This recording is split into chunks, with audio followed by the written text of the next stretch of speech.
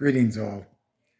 This is I don't know if one would call it an open letter, an open post to Alexander Payne, who made The Holdovers, and to any other filmmakers who may benefit from this offer. Mr. Payne, I'm a great admirer of your work.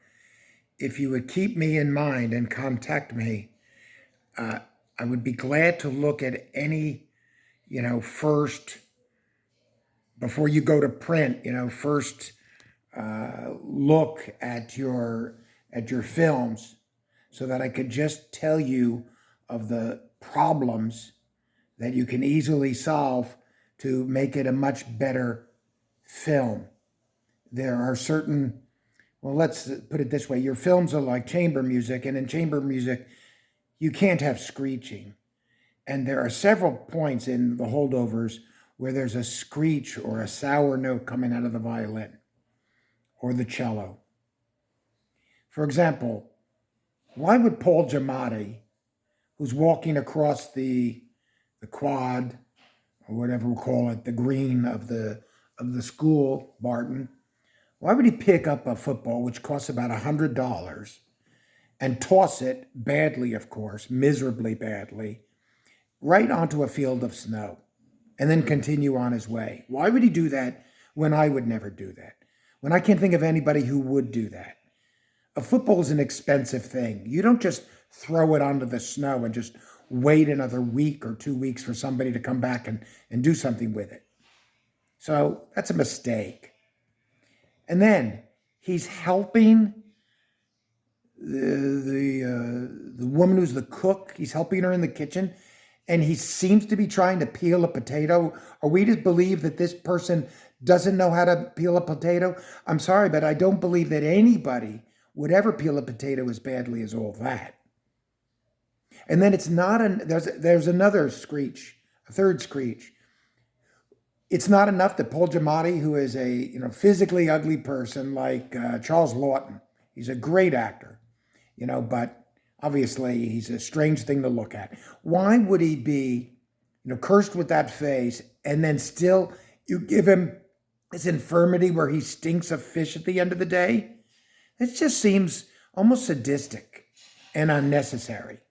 It's like, it's not enough, knock him down. You have to smash him in the head too. Just terrible.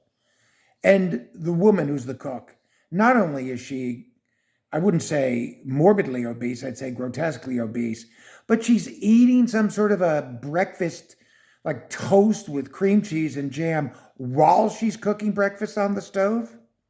What is the meaning of these utter vulgarities? And finally, the ending is totally absurd. There's no reason for him to go down for the kid. There's no reason for him to claim that it was all his idea to save the kid. And why is the mother acting that way? It's all quite trumped up. It's all quite, false. It just doesn't ring right. So contact me. I'll watch a showing. I'll watch, the film. I'll make my notes immediately. They'll all be concrete and easily solvable. It won't be anything like I'm pretending to know something about dramatic arc and development and all that. It'll just be that, and that out. And look at the films of Kenneth Lonergan, because he does something similar to you. Beautifully humane, gracious films, but he has more confidence in the emotional power of the truth. And he doesn't go for effects.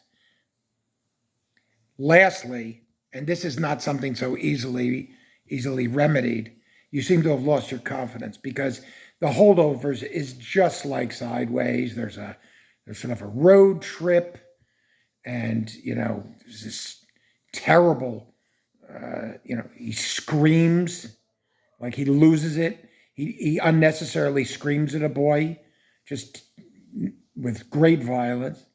He has these problems that are similar to Paul Giamatti and the other actor, the terrific actor, when they went on the trip. up in Napa Valley or wherever they were.